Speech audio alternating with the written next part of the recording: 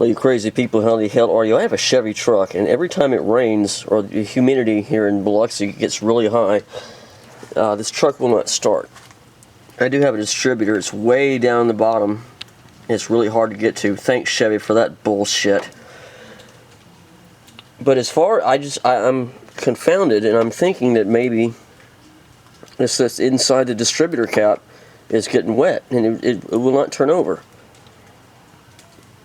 But I'm perplexed and disgusted. And I think I'm going to have a few more dozen beers and just get really pissed off. So I got the battery charger on it. I got some lights, trying to dry the damn thing out. And thanks to my dad for helping. Well, he didn't help. He did the whole damn thing. But this is my life. Me in a Chevy truck that doesn't work when it rains in Biloxi. What are your thoughts?